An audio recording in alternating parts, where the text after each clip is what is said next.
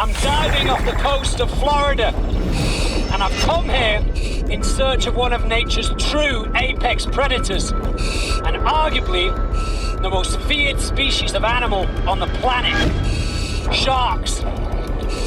Sharks have honed their predatory skills for over 150 million years. And one of them is more mysterious and perhaps more bizarre than any other shark in the ocean. The great hammerhead. They're notoriously elusive, but my goal is to encounter one and witness its power firsthand. Fingers crossed. I'm Dominic Monaghan. All my life I've been fascinated by animals. Look, see, on the road, Frank. The wilder, the better. And since I was a kid, I've dreamt of traveling the planet to get my hands on some of the rarest, most beautiful, and amazing creatures out there. And now, I finally have my chance.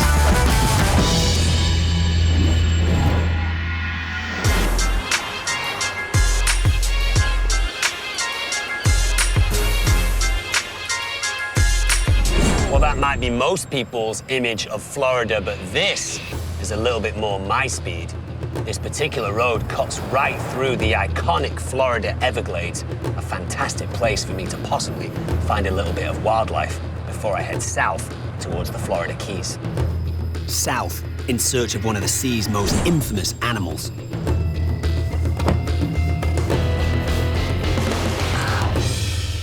There is a creature that drives fear into the heart of humans more than any other animal on planet Earth. Sharks. There's over 400 different types of shark, and many of them spend their time in the warm waters off the coast of Florida. I've come here to see one in particular. Check this out. The shark that I want to see the most is called the giant hammerhead shark. And that name really needs no explanation. They can reach lengths of over 16 feet. And that crazy-shaped head allows them to pick up electrical impulses from their prey. It also gives them widescreen vision. Incredible-looking creature. What I'm hoping to do is learn a little bit more about it. Not only see the giant hammerhead shark, but go swimming with it as well. My journey starts here in the Everglades. Then I'll cross the spectacular overseas highway towards Key West. While I'm here in the Everglades, I can't miss an opportunity to have a look around. Let's go. The Everglades are actually the largest area of wilderness in the southeastern United States. And though most people think that it's just a ginormous swamp, it is in fact actually a very slow-moving river that's 50 miles wide and over 100 miles long. Look how green that is. I don't know if you read comic books, but you can imagine Swamp Thing living in a place like this. Hold on. Something's making some ripples over there, and it's close enough to the bank that I think I could probably wade in. Oh, man, it is prickly around here. There. Right in front of me.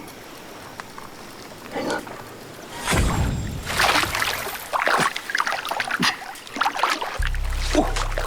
Look at this monster of an animal. He might not be crazy about coming out of the water, but this is a spectacular little creature.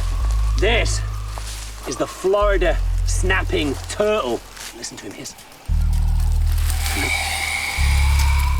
Nice, right? That's a little warning sign. I don't like being picked up by something that might eat me. It's called the Florida snapping turtle for good reason. That front of his mouth there will certainly see him try and bite me then. Because I'm holding the back of him, he doesn't have the ability to wheel around and actually snap at me. Very strong little creature. He probably only weighs between 15 and 20 pounds, but he's definitely working my forearms right now because this turtle doesn't have the ability to completely disappear inside its shell. So it needs a defense mechanism, and that happens to be this extremely strong snapping technique. I mean, if I put my hand anywhere past about here, I wouldn't feel too comfortable because this turtle, even though it doesn't look like it right now, has a relatively long neck that it can extend, which it's thinking of doing at the moment, Frank. And that, see that? Now these guys live really successfully in these type of waters, and they're known for pretty much eating any living matter, fish, different types of amphibians, obviously frogs and toads, but they're also known for kind of cleaning up anything that falls in the water. So they almost behave like the trash men, the bin men of the swamp. Also, if I pick this guy up, you can see that its limbs are really quite exposed. Big, muscular back feet, which he's ripping into my fingers right now. Whew. Spent a couple of minutes with this turtle, and I tell you what, he's extremely strong for a little animal. Maybe I'll just put him back, let him get back into the water. There you go, buddy. It's nice to meet you. Thanks for not snapping off my thumb. See you later, dude. Give these a quick count. 1, 2, 3, 4, 10. Right, let's get back at it. The Florida snapping turtle. Pretty wicked. Because the Everglades is such a rare landscape, it's teeming with extraordinary animals. I can't wait to dive in deeper tomorrow to discover what else lurks in these swamps. It's day 2. I've taken a little bit of a detour through the big Cypress Reservation, the source of the Everglades. Peiheoki, that's what the Seminole people call it, meaning grassy water. This place is home to the Seminole Nation, an amalgamation of 7 different tribes indigenous to Florida for at least 12,000 years. I'm meeting my native guide, Vincent Billy. I'll tell you that mornings in Florida are a little bit chilly. Hopefully it'll warm up. Whoa, look at these things. Look at this, Frank. This is going to be exciting. Good morning, sir. Good morning. What do you call this thing? Yeah, airboat. How many years have you been driving it? Most of my life. Any crashes? Yeah, a few. Okay, cool. Well, I've crashed a car and a boat. I've not crashed a plane yet. Oh. And I've not crashed an airboat. Maybe today. I'm ready, man. All right.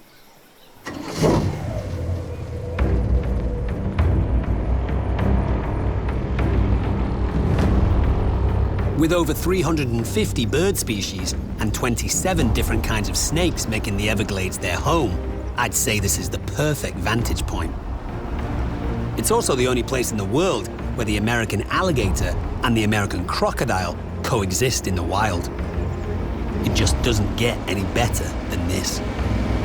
Hold on a minute. Maybe it does. Frank, look. Hang on, I'm pulling into the bank. Okay, let's get out. It's just at the top of that little rocky outcrop, Frank, you see? Look. Definitely a good size. Let's see if I can bring it out into this little flat area. Wow, that is a nice sized rattlesnake. Just chilling, like, look. Give this guy a little nudge. I'm gonna bring him back around here.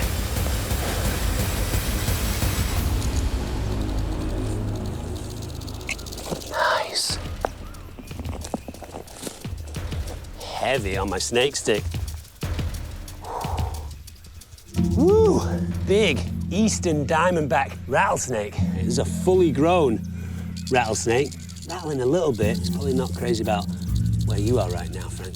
This is the largest of 32 rattlesnake species in the world. This is a snake that could administer about 1,000 milligrams of venom. That is enough to kill maybe 9 or 10 grown human beings. This is a snake that you wouldn't want to get bitten by. If you look, you can see a kind of cloudy consistency in its eyes. That means this rattlesnake's just about to shed. So his vision is not fantastic at the moment. And they're defined by this diamond shape that goes down the top of their body. And it's a keel-scaled snake. Keel scaling has this raised look to it, allows this snake to have a little bit of grip when it's moving over this slightly uneven ground. Rattlesnakes are defined by this classic noise that they make with this rattle that they have at the back of their tail. That's obviously a warning sign for us humans. The snake, alongside the shark, is probably the animal that is the most vilified in the natural world. The beautiful eastern diamondback rattlesnake. It's nice to meet you. Good luck with that shed. See how fast they can move when they feel like it? Okay, let's go.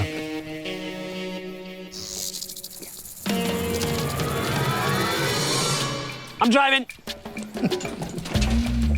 Love this boat. Push us off, Frank. Come on. Do nothing on this show.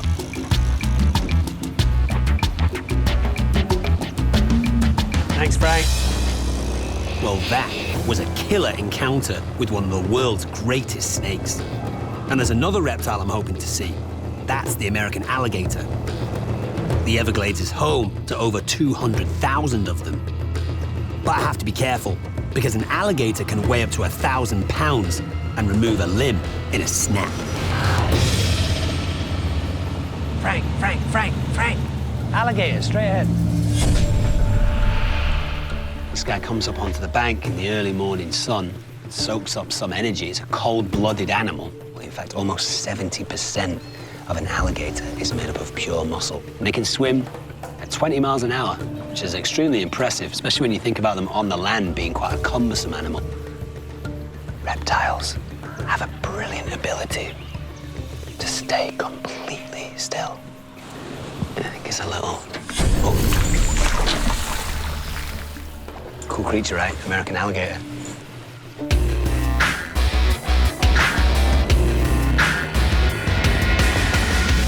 That was pretty fun, right? Got kind of close to some alligators, but I feel like I want to get a little bit closer. And Vincent just told me to check out a guy called Billy. He thinks he might be able to get me just that little bit closer.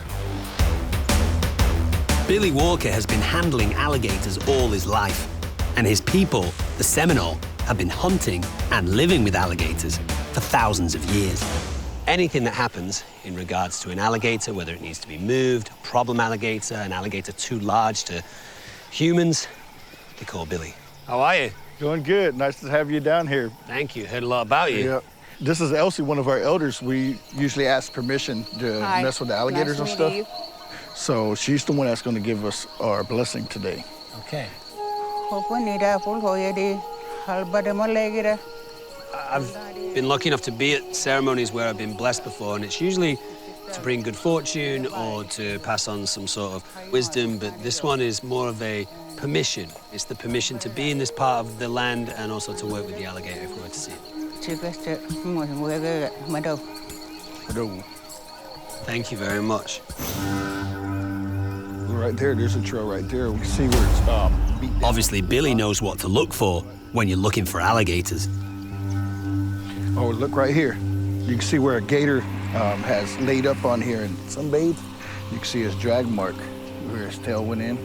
He's probably like an 8 or 9 foot alligator. Really? Yeah. Let's go ahead and walk down here and see what we find. That's so strange. There could be a big alligator in 2 foot of water and you wouldn't see it. Yeah, that's why I'm kind of keeping an eye out right here. I must have him come out and jump at me. You look for bubbles, maybe. Or yeah. Oh, there's a gator right there. Where? Right there. Oh, that shape right there. See that, friend? Look. See that?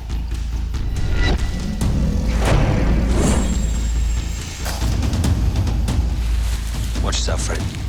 Oh, yeah, he is feisty a little bit. That's about 2,500 pounds squared biting pressure right there, too. That'll bite your hand right off. Oh, yeah.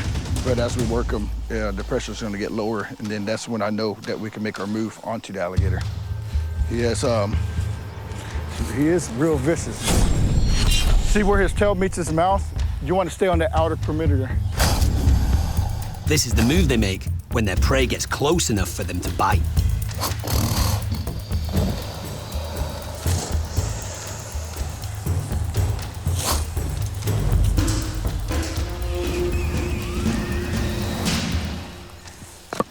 So anytime I pop his jaws, it's going lighter. Although lighter is relative with an alligator. That jaw's like a steel trap that can easily separate a man from his limb. So I'm gonna do what you call a quick catch. I'm gonna jump on his back, and if you like, you can join me on the back as soon as I jump him. Nothing would give me more pleasure, Billy. Okay, what I do is I usually just cover up his eye like this.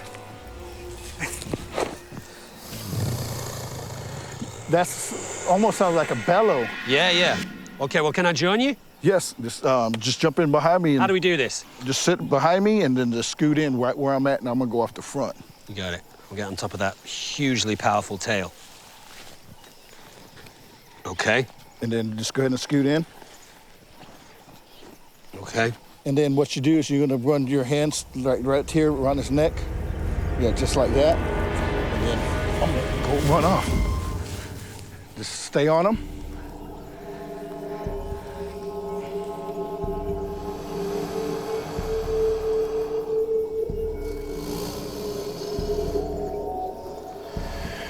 Wow.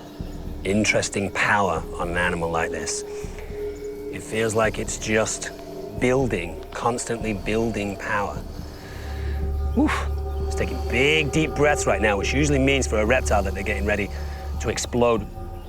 How are those claws, Billy? Like, those claws are insane. Look at that. It's just moving me backwards. Just put all your weight on her. So strong. I mean, just raw power, just using her strength just to pull me backwards. I'm not the biggest guy in the world. I'm 150 pounds. On the ground, they're a little cumbersome, right? Yeah. But in the water, it's one of the ultimate killers. Oh, yeah. These nodules on the top of her body, it's like armor. You just cannot get past this. And it's made of bone. Scoots. Scoots.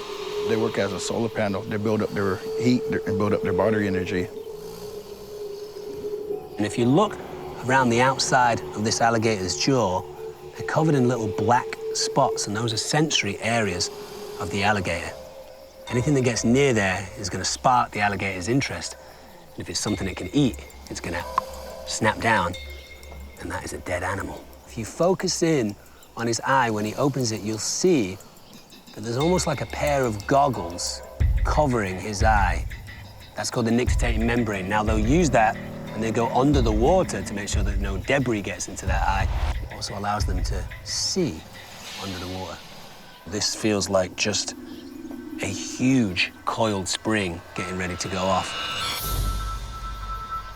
Which leads me to my next question, Billy, which is, how do I get off? Well, I'm gonna go ahead and go up in front of the alligator, and I'm gonna go ahead and grab him by his jaws and cover up his eyes, and you just go straight back. Okay.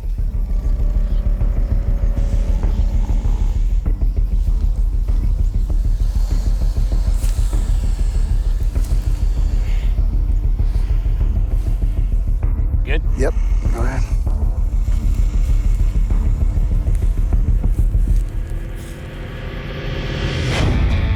Not bad for your first American alligator, huh? Thanks, man. That was fun. Alligator. Like it. It's kind of a shame that I have to say goodbye to the Everglades and its remarkable creatures. But if I want to come face to face with a hammerhead shark, I better get going.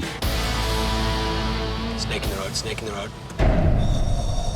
There's a snake right here. Oh, I'm getting out, I'm getting out.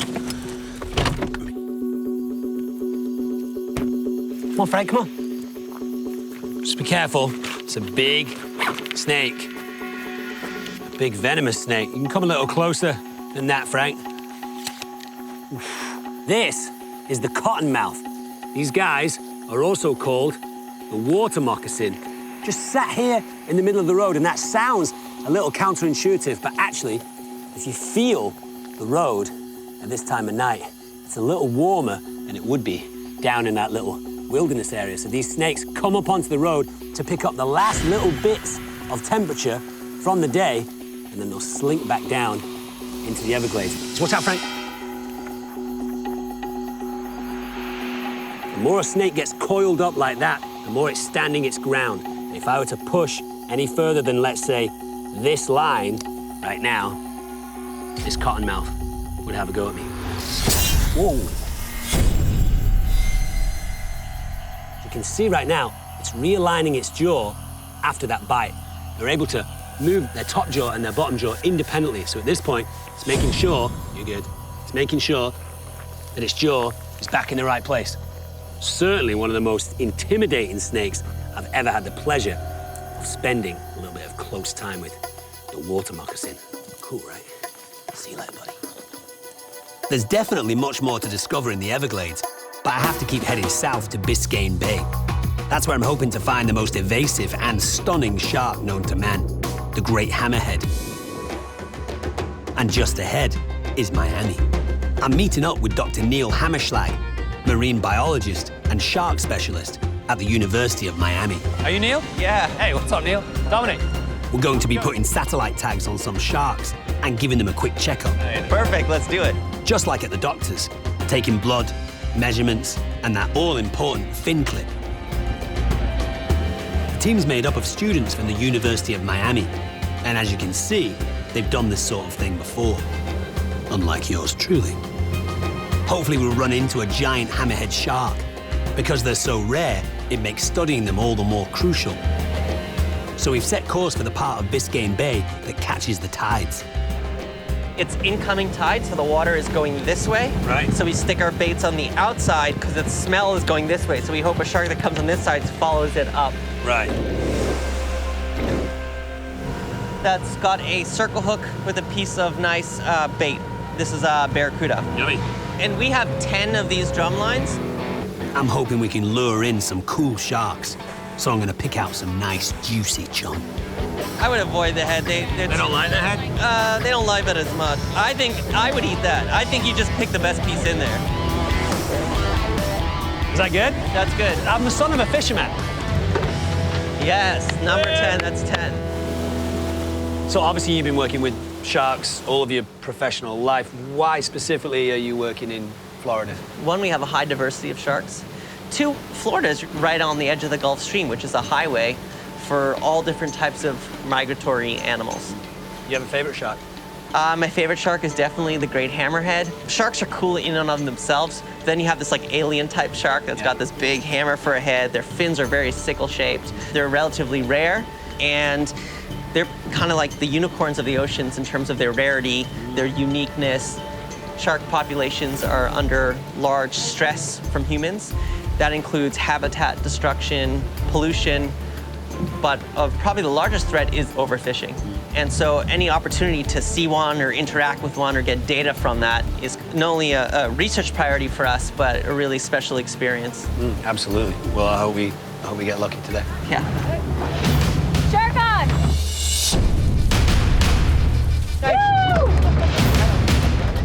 We have a shark. We definitely have a shark. You see it in great shape just in the water here. All right, guys, we got a big nurse shark. The nurse shark is a slow-moving, docile shark. It can grow up to 14 feet, weighing 730 pounds. You can actually see the shark kind of barrel rolling a little bit like crocodiles would do to try and release itself from the line. So again, the shark's out of the water for maybe 4 minutes, maybe 4.5 minutes, something like that. The team works quickly to collect data and tag it. All right, so now what we're gonna do is we're gonna take lengths of the shark. 247. So now what we do is we take the fin clip and we look at the chemical composition because you are what you eat. They're being killed for their fins to make shark fin soup.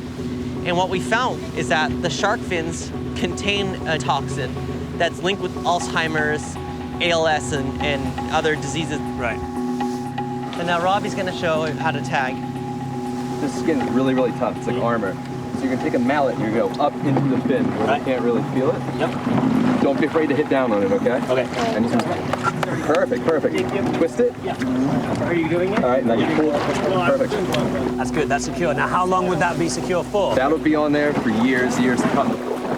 So is this typical for a shark that you pull out of the water right now? Like relatively calm shark, right? Technically, the bigger the shark, the calmer it is. So he's gonna draw blood now. See how tough that skin is for the needle to get in. It's actually a real effort to try and push through that tough cartilage. Very hard. There you go. Nice. So this is a male shark, and you Yep. tell that because these two are his two reproductive organs, okay? It's kind of like the penis, and he's got two. Lucky. But he can only use them one at a time. Oh, shame. Sorry. All right, guys, that's everything. Let's get this fish back in the water.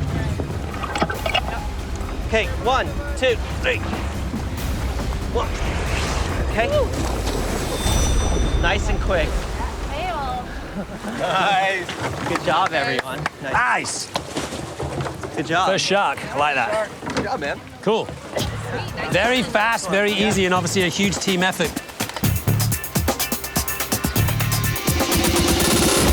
Next, Neil sets out to tag bull sharks. And because they live closer to the shore, that's where we're going. So right now we're like right off Miami, the heart of the beast. You know, 7 million people. Let's see what the sharks are doing right here. They might be flourishing in this urbanized habitat, or they might, you know, be suffering from the pollution. So this is what we're trying to figure out. Bull sharks are a little bolder. They actually prefer slightly dirtier water, and they're okay being a little closer to humans. And you can see some water getting spilled out here. The water's a little murkier. This is much more of a perfect location for bull sharks.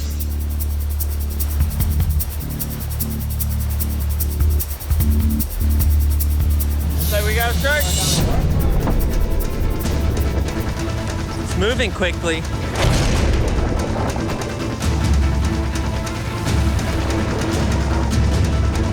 Yeah, we got a nice sized bull shark, guys.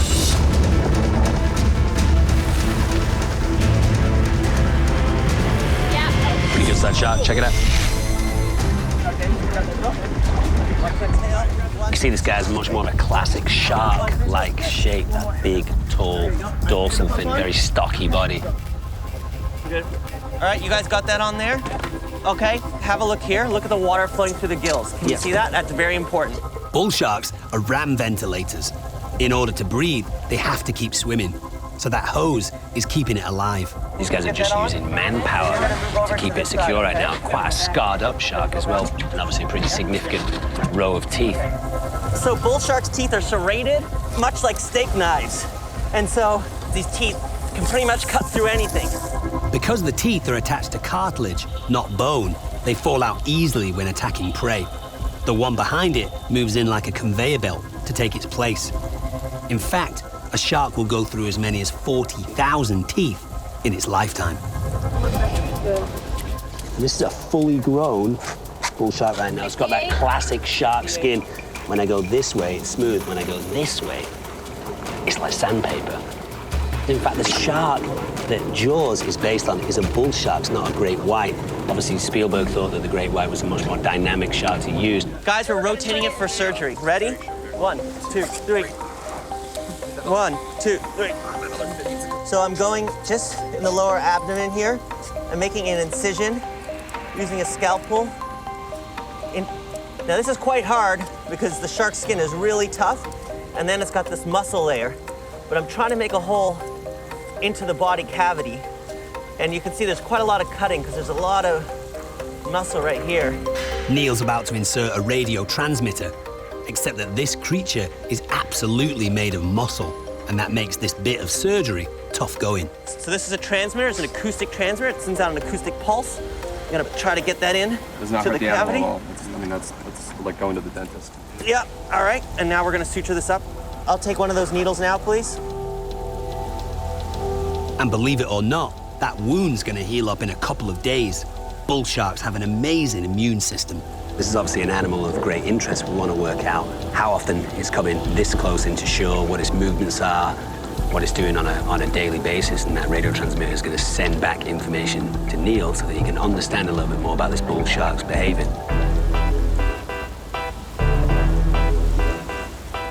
One, 2, 3. Get that fin out. That's ready. Beautiful. Good job. Woo! Nice work, man. Nice. Nice work. I got shark burn.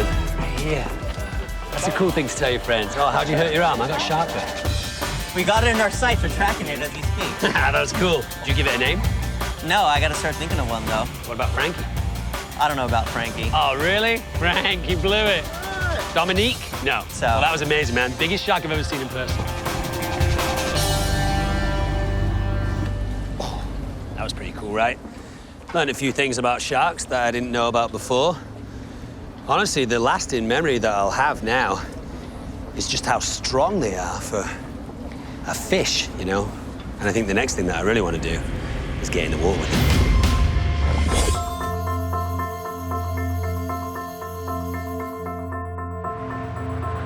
As you can see, I'm currently crossing one of the 42 bridges that will take me to the southernmost tip of the United States of America. That would be Key West in the Florida Keys. And I'm meeting up with Neil there.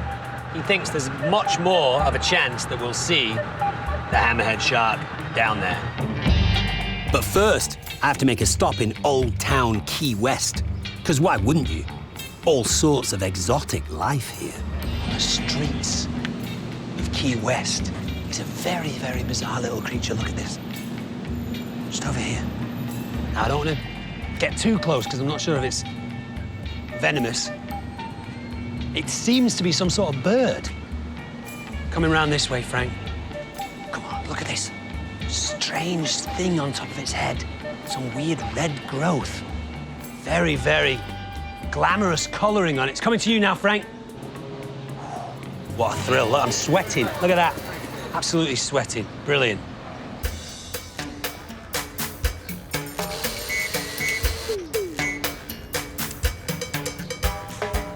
Hello. Well, hi. How's it going? Good. How are you today? Good. What's your phone number? I mean, name's phone number. Stupid. What's your name? Lily. Hi, Lily. Dominic, how's it going? Good. How are you? Yeah, good. Where are you from? Russia. Big place. Where are you from? I'm from England. England. Oh my gosh, I have the sex accent. Oh, really? Yeah. Thanks. Turn the cameras off, Frank. Turn the cameras off. What's good? Try something like key lime colada. Okay, I'll try it. Thanks. Seriously, maybe I'll get a drink and you just go off and do your own thing, Frank, I think. What should I do tonight in Key West? What's fun? Go to Green Parrot Green Parrot, is that where you're going? and Sloppy Joe. Didn't answer me. Sloppy Joe, is that what time will you be at Sloppy Joe's? After midnight. After midnight, you said. You're gonna sleep. You're old. There's no alcohol in this, is there not? No, it's Don't not. try to get me drunk, are you, Lily? I've come down here to swim with sharks. Do you like sharks? Really? Yeah. Are you crazy? No, sharks are fine. Do you like sharks? No? Can you see my face? I don't like sharks. Why not? Why don't you like sharks? I'm scared of them. Well, you know, what if you had a big, strong man swimming alongside you in a tight wetsuit? Who is gonna be you? Maybe. No sharks in Russia? No. Only in politics. Very good. I like that, Lily. Yeah. Well, this is very tasty. It's lovely All to meet right. you, Lily. Nice to meet you. Thank Have you. a good one. See you after midnight.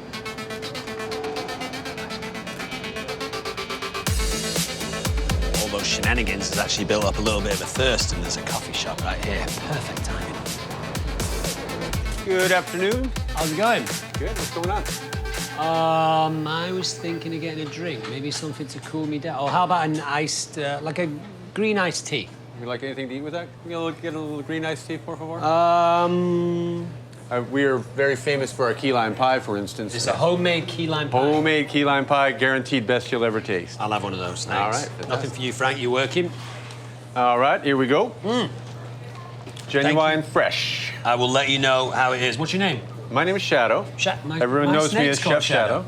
That's true. That's very nice. Very My nice. snake is called Shadow. All right, man. Well, I'll go grab a seat. I'll let you know how it is.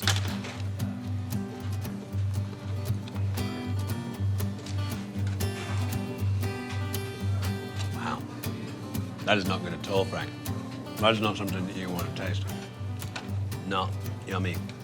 All right, so how we doing over there? That's really good, man. This is homemade, yeah? You know the main ingredient that most people forget? Go on. Love. Love, a whole pile of love. And I put that in all my recipes when I write them down. Shadow, you almost made me weep.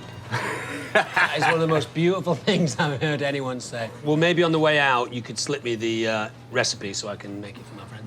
That'd be a cool thing, but even better if you like, I actually am getting ready to make some right now. If you want to come back for a minute, I'll show you how it's done. Oh, for sure, let's do that. For sure, let's do that. Nice one. So how many ingredients in the making of the pie, apart from love? Let's take out the love bit. We'll take out the love bit. There's really only 3 ingredients other than the pie shell. Can I guess? Okay, go ahead. Keys, limes, pies. Is that right? That's pretty close. Yeah. And as long as you don't mess with that formula, I think you'd probably do all right. But our one includes egg yolks, Yep. condensed milk, and of course, fresh key lime juice. All right, so we're gonna put the condensed milk in first. Just whoosh it right in. And then we'll add egg yolks. Whoop, egg yolks next. Okay, we're gonna add some lime juice.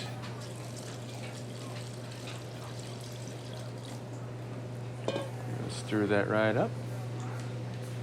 There we go. Wow, that looks like a good batch. Yeah, I like that. By the way, I am looking for a key lime pie expert, so if you're not doing anything... I'd love to. This place seems great, and I've been having a right nightmare with Frank on this trip, so I could still... Are you still rolling, Frank? Coconut coffee of Key West's key lime pie, made with love. All right, so I'll get this one to go. All right, let's get moving. Just heading out to this boat here to do my shark swimming, if we find them. A little bit nervous. Obviously, there's a little trepidation associated with getting in the open ocean with sharks, but I am with Neil, who's an expert, so hopefully he'll just talk me through it, and we should be good. Since I'm about to dive with some lethal predators, I better get a crash course on how to swim with sharks, although I do know a few of the human variety. Well, the first thing is sharks are unpredictable. They're wild animals, and these are predators, right? Don't act like shark food. There's some really basic things, and those can include, just covering up skin. There's no white skin exposed, because things in the ocean that turn dead turn white. And sharks are opportunistic scavengers, and even just a flash of white, can either, to them, they might associate that with like a dead piece of flesh or fish. The really important thing to do is avoid being at the surface. So when we get in the water, let's just slide in really quickly, straight down to the bottom. And if we have to get somewhere, let's move along the bottom. All right, this is it. Moment of truth. I just have to remember what Neil said. Don't act like shark food.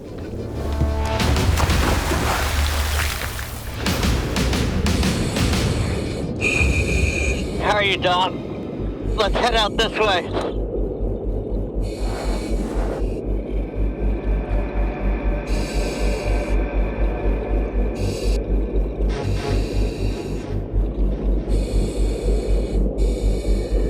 Well, we're down here now at the bottom of the ocean. I have to admit, it's a little bit unnerving with this visibility. There might be maybe 8 to 10 feet of visibility. You can see all this silt. But every so often, some huge Leviathan-like shape just kind of ghosts by us. And it stirs in you this feeling which is unavoidably uncomfortable.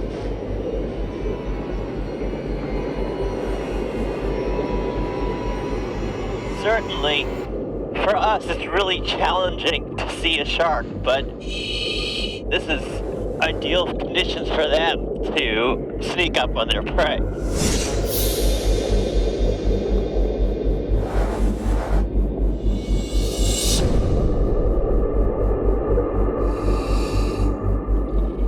It's particularly surgy down here, which makes it a little bit difficult for, maintaining position, but the sharks can move through this just effortlessly. Look! Barracuda! Or as they say in the rock and roll world, ooh, barracuda. That's good shark bait. Quite a large one as well. That's a fully grown barracuda. Quite an unnerving fish, because it will actually just swim towards you and then just go stock still and check you out with that really big eye. See those big teeth? It's quite a formidable looking fish. The great thing about seeing a barracuda here is that they're very much the preferred food of a lot of sharks in the area. So when you see barracudas and fully grown ones like that, you can almost guarantee that there's sharks around here.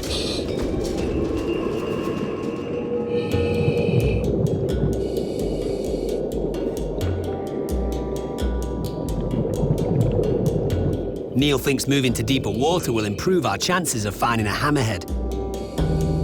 So we're going to get back on the boat and head to another location.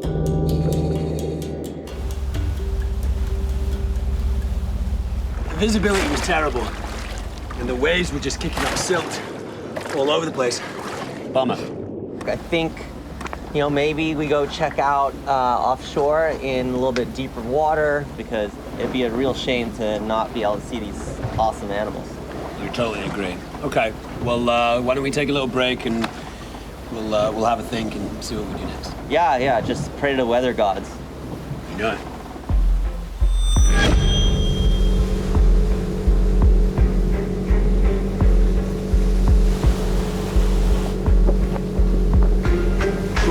we've got some bluer water. It's a bit deeper. It's about 50 feet here.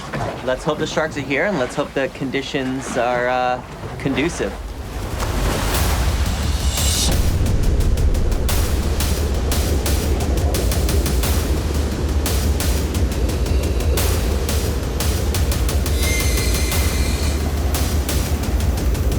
Hey, look, there's a tiger shark. Oh, right there, right there. Wow. Amazing. Tiger sharks are the real kings of the shark world, certainly in these parts. This one is a juvenile tiger shark. These sharks can reach lengths of over 16 feet, and they certainly are the apex predator wherever they choose to swim. Check out those stripes, just gorgeous. The reason why they're called tiger sharks is because they have very distinct stripes on the side of their body, which are much more apparent at this age. As they get older, they get much darker, and those stripes kind of blend in with their body a little bit. Well, tiger sharks are the largest predatory fish in tropical seas. I find them quite common in the Bahamas, but here in Florida, they're pretty rare. Shark! Shark right there! Lemon shark. Wow! They're called the lemon shark because they have this kind of yellowy hue to their body.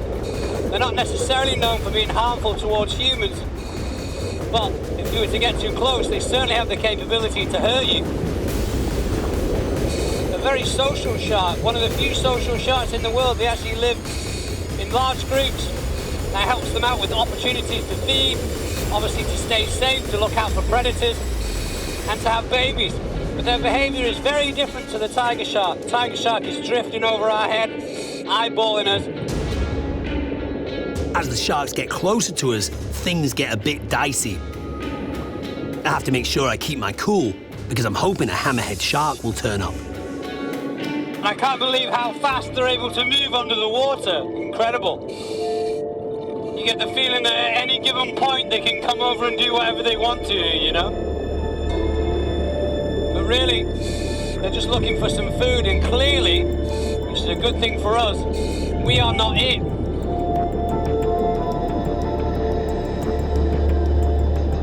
Still no hammerhead in sight, and now bad weather's moving in, and the turbulence is intensifying.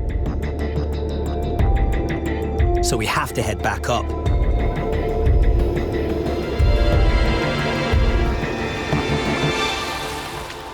Even though I didn't get a chance to see a hammerhead shark firsthand, it's a brilliant experience. Drifting down deeper and deeper into the place where sharks live and being around them on their terms is pretty special.